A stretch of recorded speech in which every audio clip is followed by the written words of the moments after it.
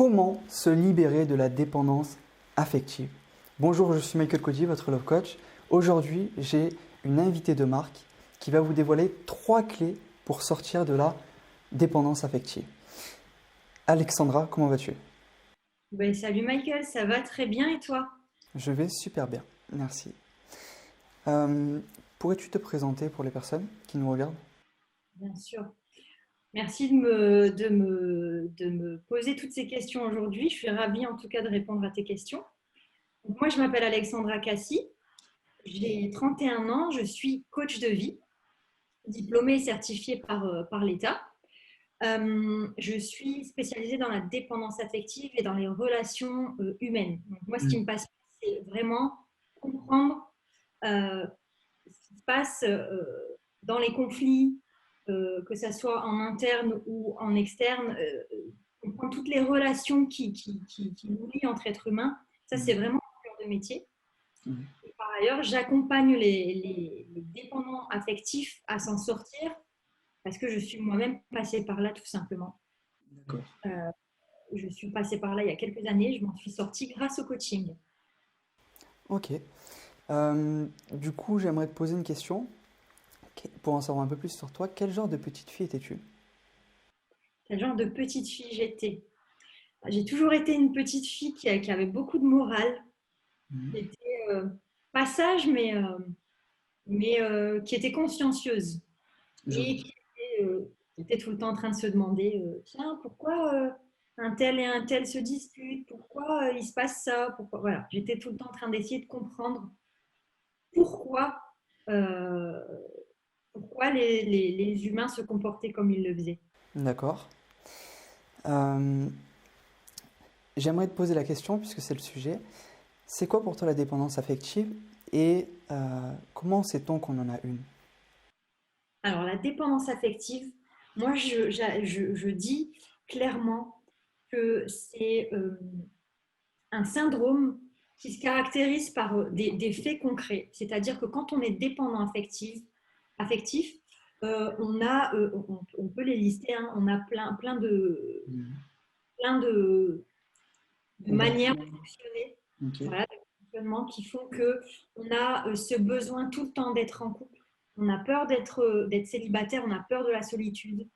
En fait, quand on est en couple, on a tendance à s'adapter, à se suradapter en fait constamment à la vie de son conjoint. C'est-à-dire qu'il n'y a plus que le conjoint qui compte. Nous, on n'a plus de vie. On ne met, voilà, il n'y a plus d'équilibre dans la vie. Tout est vraiment concentré sur cette personne. On a vraiment peur qu'elle nous quitte tout le temps. On a peur de l'abandon. Euh, c'est comme si on avait cette impression que c'était notre conjoint, ou alors, si on est célibataire, on a l'idée que notre futur conjoint va nous apporter une valeur et que sans cette personne, notre vie n'a aucune valeur. On a vraiment cette Mhm. impression que rien ne vaut. Et quand cette personne euh, fait des choses de son côté, quand elle consacre un peu trop à notre goût d'attention à une personne ou à une activité, mais ça y est, c'est la fin du monde et on se sent complètement démuni face à ça. C'est fort ce que tu dis parce que il y a des personnes qui se reconnaîtront dans ce dont tu as décrit. Et c'est vrai qu'au début, on ne sait pas vraiment quand on a une dépendance affective. On s'en rend compte généralement. Moi, personnellement, ça a été grâce à Internet, des vidéos, des coachs, que je tombais sur YouTube une vidéo et j'ai découvert que je correspondais en fait à ces comportements qui sont liés à la dépendance affective. Euh, du coup, maintenant qu'on sait c'est quoi une dépendance affective et qu'on sait si on en a une ou pas, j'aimerais te demander d'où ça vient, quelles sont les causes. Quelles sont les causes? La plupart du temps, la cause de la dépendance, là où les causes de la dépendance affective, elles viennent de l'enfance, en fait, dans notre construction. Bien souvent, ça vient de euh, notre éducation, même si c'est pas fait consciemment de la part de nos parents ou de nos proches qui nous ont éduqués. Ça vient souvent de cette période où en fait on est en soi-même et en fait on construit mal notre estime de soi. Et à partir du moment où on a une mauvaise estime de soi, mais Mhm. c'est le début des problèmes en fait. C'est le début de l'impression de ce vide en nous en fait. On a l'impression qu'on se comble pas nous-mêmes. Donc ça peut être une cause. Une deuxième cause qu'il ne faut pas négliger, c'est qu'on peut très bien se construire avec une bonne estime de soi durant notre enfance et Mhm. nous arrive un choc. Ça peut être, quand on est adolescent, ça peut être une rupture amoureuse, ça peut être du harcèlement scolaire. Mhm. J'étais avec une cliente ce matin et c'est le cas en fait. On a mis le doigt dessus. Elle, pour elle, la cause, c'est l'harcèlement scolaire. Ça peut être le départ précipité d'un parent, que ça soit le départ de la maison ou un décès. Je veux dire, quelque chose qui fait qu'il nous manque ce lien-là fort avec nos représentants, j'ai envie de dire. Quels sont les dégâts sur ses relations et sur sa vie personnelle? Alors clairement, la dépendance affective, elle peut nous mener à faire des mauvais choix et qui peuvent nous suivre toute notre vie. Euh, Par exemple, si je prends mon cas, moi j'ai été en couple 8 ans Mhm. avec un homme. Je me suis mariée, donc sur les 8 ans, on a été mariés 5 ans. Ça s'est fini en rupture.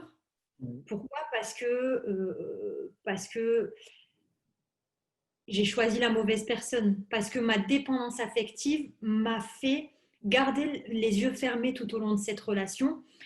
Et je voyais même pas en fait que cette personne, elle n'était pas faite pour moi, qu'elle m'aimait pas comme moi je l'aimais, et que c'était pas de l'amour finalement. Que de mon côté c'était de la dépendance affective et que du sien c'était, il y avait autre chose, mais c'était pas de l'amour. C'est-à-dire que on n'avait pas des bases solides. Donc ce que je veux dire, c'est que ça peut faire énormément de dégâts. Alors moi, je me considère chanceuse parce que j'ai divorcé, pas de mon plein gré, donc c'est lui qui a pris l'initiative, mais je me considère chanceuse parce que euh, s'il n'avait pas mis un stop à cette relation, Oui. ben en fait, j'aurais jamais mis un stop. J'aurais pas eu le courage de me prendre en main, de découvrir que j'étais dépendante affective. Mhm. J'aurais sûrement fait des enfants. J'aurais du coup dû continuer un travail qui ne me plaisait pas pour subvenir à mes besoins dans la vie que j'avais créée. Enfin voilà, ça aurait eu un enchaînement qui aurait été entre guillemets dramatique. Et au final, pas la vie que tu veux vraiment, qui t'inspire. Exactement, exactement. C'est vraiment le point essentiel, c'est que ça m'a permis de sortir de cette dépendance affective, ça m'a permis de changer ma vie du tout au tout et de la rendre mais 1 million de fois meilleure. Ça, C'est fort. c'est un vrai cadeau. C'est beau. Et plus au quotidien, quel comportement serait lié que tu peux donner par rapport à la dépendance affective? Alors, les comportements qu'on peut notifier, ça va être voilà, de ne pas prendre d'initiative dans sa vie perso. Mhm. C'est-à-dire, moi en tant que femme, je vais pas solliciter mes copines pour sortir parce que j'ai peur que mon compagnon soit là et de rater un moment avec lui. Je vais pas oser dire oui à un voyage ou je vais pas vouloir que lui parte quelques jours avec ses copains. Je vais mal le vivre dès qu'il a une sortie de prévue. Je vais me sentir vulnérable dès qu'il m'annonce qu'il a un truc à faire. Euh, c'est toutes ces choses-là qui font que il y a un réel souci en fait. Il y a un réel problème. Hmm. C'est très parlant les comportements que tu as décrits. Je pense que beaucoup de personnes s'identifieront et au final verront qu'ils ont peut-être à travailler sur cela. Et c'est tout le but de cet appel, de faire prendre conscience aux personnes qui ont ces comportements-là et au final une dépendance affective. Parce que aujourd'hui, on sait que c'est la cause numéro une des ruptures amoureuses. Et moi, pour prendre mon cas personnel, euh, ça m'a coûté, je sais, 3 ruptures amoureuses d'être dépendant affectif.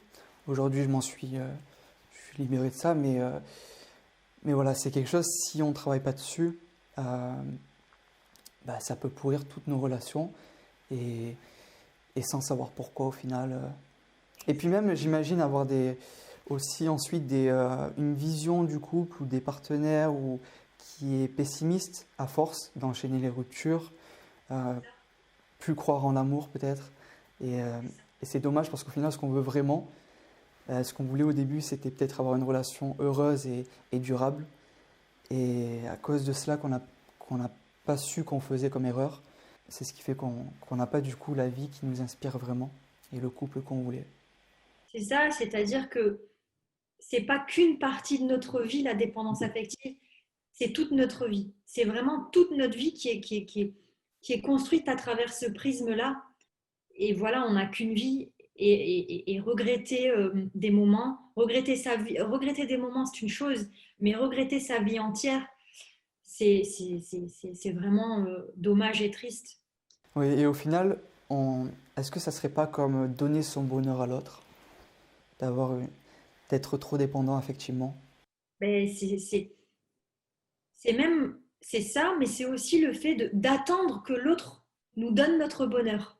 C'est-à-dire, on est dépendant, c'est vraiment une dépendance à tous les niveaux, c'est-à-dire, je te considère, toi, mon compagnon, comme celui qui a droit de vie ou de mort sur mon bonheur, en fait. Et non. Et ça doit venir de l'intérieur, pas de l'extérieur.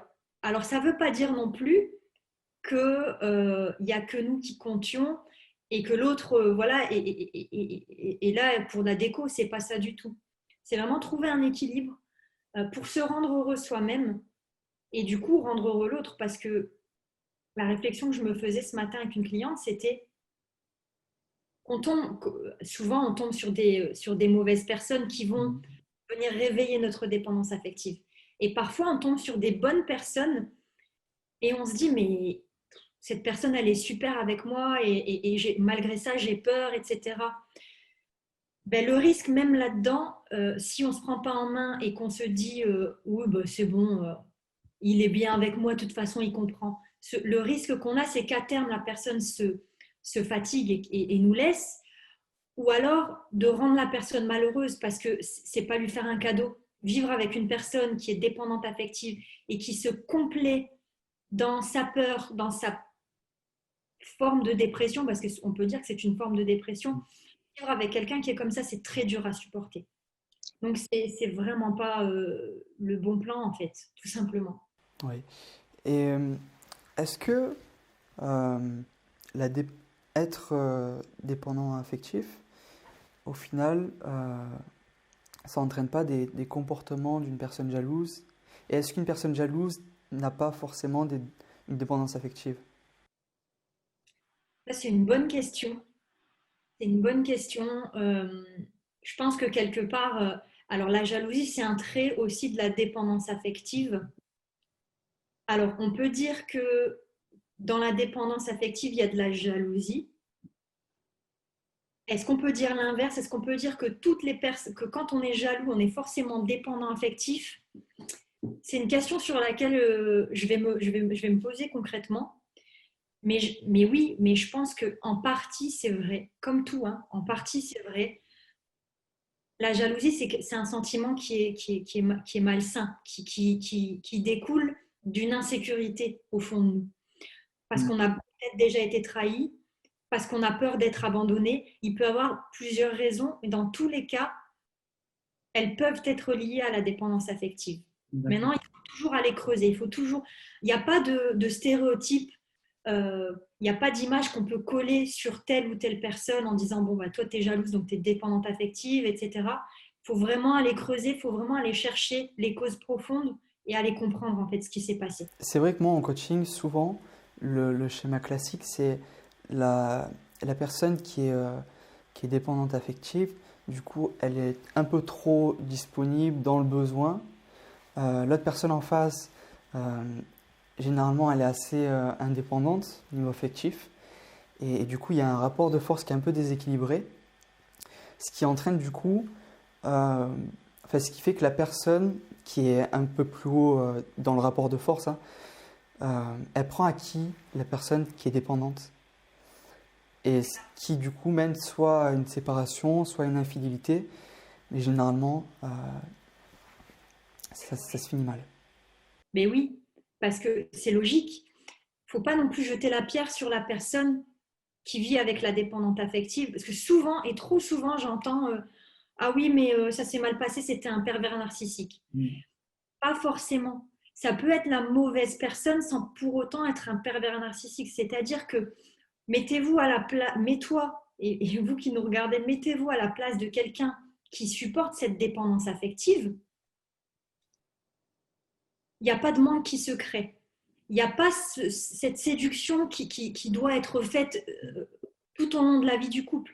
Il n'y a pas ce manque. Et du coup, comment voulez-vous vous surpasser, avoir envie de faire des choses si la personne qui est en face de vous prend 100% des initiatives? Elle est tout le temps en train de deviner nos moindres faits et gestes.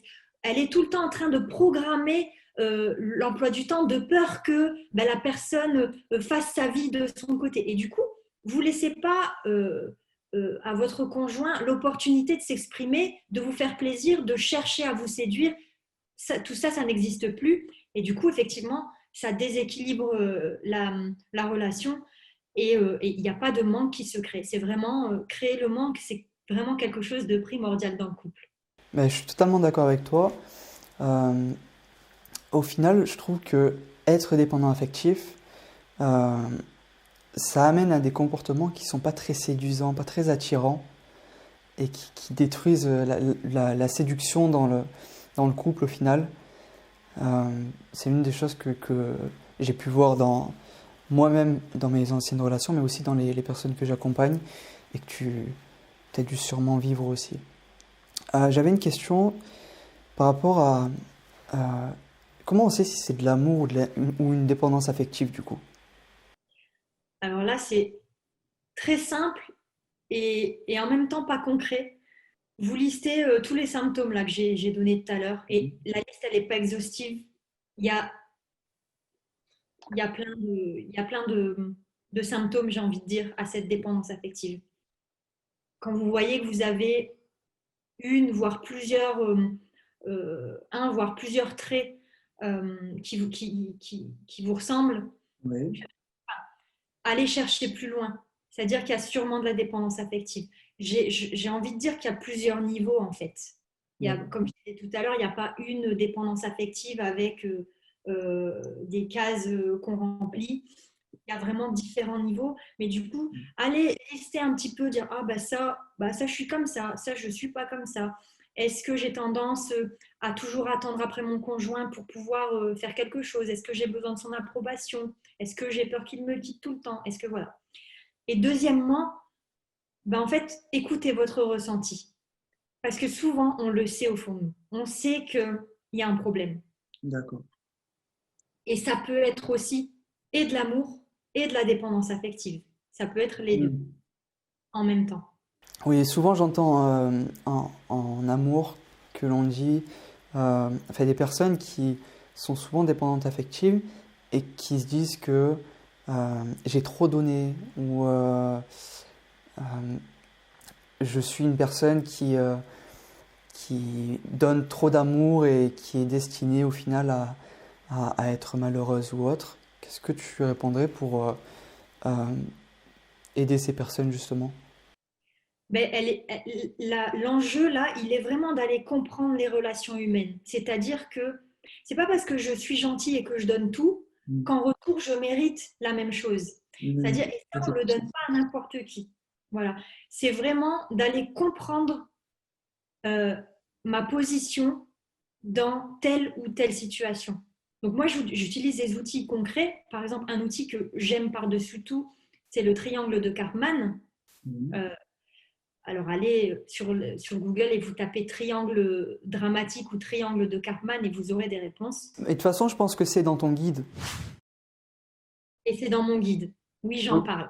Pour les personnes qui se sentent concernées par tout ce qu'on a dit et par rapport à la dépendance affective, je vous invite vraiment à cliquer sur le premier lien dans la description. Vous aurez un guide que Alexandra vous a préparé et qui est au final un plan d'action, c'est ça, en 5 étapes. Et avec plein d'outils partagés. Et au final, quand je t'écoutais, je me disais, mais comment faire pour faire ce travail sur soi? Ben là, j'ai envie de dire, dans le guide, il y a tout ce qu'il faut. Donc, La base. Il y a vraiment toute la base, c'est-à-dire qu'il y a des explications, il y a des outils, il y a des exercices. Donc vraiment, c'est vraiment cadeau, profitez-en. C'est un outil qui va vraiment vous permettre de comprendre beaucoup, beaucoup de choses et de passer à l'action. Et la compréhension des choses, elle n'est rien sans le passage à l'action. C'est-à-dire que vous pouvez comprendre tout ce que vous voulez. Si vous ne mettez pas de nouvelles choses en place, vos habitudes, vos mauvaises habitudes vont prendre le dessus tout le temps. et surtout en amour. J'aimerais que tu nous partages, allez, 3 conseils, 3 clés pour sortir de la dépendance affective. Alors, si j'ai 3 clés à vous partager, je me suis fait une petite note. J'ai envie de vous dire, déjà, la première chose, c'est de se regarder en face et d'assumer et de se dire, OK, je suis dépendant affectif. Et voilà, l'acter, le dire, c'est déjà une grosse partie du problème qui va être résolu, entre guillemets. Ça, c'est vraiment important. Ça libère un poids de se le dire. Exactement. C'est vraiment le point de départ. C'est pas ce qui va tout solutionner, hein, c'est pas magique. Mais tant qu'on n'a pas ouvert les yeux sur le problème qui était là en face de nous, il n'y a rien qui se passera, puisque si on ne voit pas clairement le problème, on ne peut pas poser les actions concrètes qui viennent en réponse à ce problème. Donc ça, c'est la première chose. Deuxième conseil, ça, surtout si vous êtes en couple, c'est, une fois qu'on l'a reconnu, c'est d'aller le dire, d'en parler en couple. C'est important que d'aller dire à son conjoint, bon, j'ai mis des mots sur ce qui n'allait pas chez moi. Ça va rassurer le conjoint et ça va lui permettre en fait de nous comprendre et voilà, de ne pas le laisser démuni. C'est vraiment, c'est le point de départ aussi. Ça va vous aider aussi du coup, à y travailler. C'est bête ce que je dis. Mais par exemple, quand on croit qu'on a un problème et qu'on n'ose pas en parler, eh ben, quand le conjoint est à côté, on ne va pas oser faire des recherches, on ne va pas oser lire des livres qui concernent la chose. Là, si j'en parle clairement, que je l'ai dit à mon conjoint, non seulement, donc je vais avoir sa réaction, donc s'il est pour m'aider ou pas, déjà ça va nous indiquer si on est dans une bonne ou une mauvaise relation. Et en plus de ça, on va pouvoir être plus libre dans nos recherches sur Internet, dans nos contacts, dans la visualisation de ce genre de vidéos, par exemple. On va le faire avec plus d'assurance. Donc du coup, ça aide à passer à l'action au final avancer et s'entraider à deux. Donc au final, ça renforcerait pas le couple même? Je pense que oui. Je pense que clairement, si le conjoint nous écoute, nous comprend, et en plus il est rassuré, voilà, vous traversez une épreuve à deux en fait. C'est vraiment se sortir de là à deux. Moi, c'est ce que j'ai fait. Donc, je vous ai expliqué ce que la dépendance m'avait amené à faire, à traverser dans ma vie, mais je ne vous ai pas dit non plus, j'avais refait ma vie avec quelqu'un avec qui j'ai tout de suite été honnête en disant, ben voilà, moi j'ai ce problème-là, même si c'est mon métier, j'y travaille, on garde notre nature qui est assez émotive en fait, et du coup qui fait qu'on a cette appétence à devenir dépendant affectif. Et du coup, le fait d'en parler, d'être au clair là-dessus, ça fait que renforcer. C'est vraiment quelque chose qu'on fait à deux. Et au final, la dépendance affective, elle finit par ne plus exister. Il faut, quand on est en couple, donc là, ça concerne les gens qui sont en couple, forcément, il ne faut pas hésiter à en parler à son conjoint. C'est vraiment la clé qui va vous permettre d'avancer et de se sentir soutenu. C'est super important dans un couple. On parle clairement là de confiance. Je veux dire, on ne peut pas cacher ça à son conjoint parce que c'est super malsain. Et surtout, notre conjoint risque de le lier à notre personnalité au final. Parce que lui-même n'est peut-être pas au courant de ce qu'est une dépendance affective. Et donc, ce serait dommage de le relier à une identité, alors que c'est juste des comportements qui peuvent être modifiés C'est ça. pour se libérer et mieux gérer au final son affection, ses émotions, etc. Oui, clairement, c'est ça. Quel serait ton troisième et dernier conseil pour sortir d'une dépendance affective? Troisième et dernier conseil, forcément, ça va être de passer à l'action. Aujourd'hui, il existe énormément d'outils et on a fait beaucoup de découvertes à ce sujet. Il faut en profiter. Il faut vraiment passer à l'action et mettre des choses en place. Voilà. Pas rester dans, du coup, l'inactivité et au final, rester dans ses habitudes et donc l'action. Pas forcément rester dans la compréhension et dans la connaissance du sujet, ça c'est une chose. L'étape qui est primordiale, qui est très importante aussi, c'est de passer à l'action, de mettre des choses en place pour changer ces habitudes-là. Est-ce qu'on peut transformer cette dépendance affective et comment faire concrètement? Alors oui, bien sûr, on peut sortir de cette dépendance affective si on en a la réelle envie, l'envie de passer à l'action. Moi, ce que je propose, c'est des séances de coaching. Et par mon accompagnement, par le coaching, on va faire tout un travail de compréhension en fonction du cas précis, en fonction vraiment de ce qu'on aura décortiqué, compris de la situation. Ce que tu me dis, c'est que c'est personnalisé à chaque personne au final. Bien sûr, bien sûr. Il y a une base, mais le propre de mon travail, c'est vraiment d'aller S'adapter. m'adapter aux clients que j'ai en face de moi finalement. Ce que je propose du coup aux personnes qui sont encore là jusqu'à la fin, c'est qu'ils sont réellement concernés et motivés pour sortir de la dépendance affective. Aujourd'hui, vous avez accès à un guide que vous a préparé Alexandra, qui est disponible dans la description. Et vous pouvez également réserver une séance coaching pour avancer sur ça et au final avoir des relations harmonieuses, épanouies. Et j'ai envie de dire même libres, parce que je ne sais pas ce que tu en penses de cela, mais le fait de se libérer de sa dépendance affective, c'est ce qui fait qu'on se sent libre dans la relation. Moi, personnellement, je sais que, alors quand je l'avais, c'était pour des relations à distance.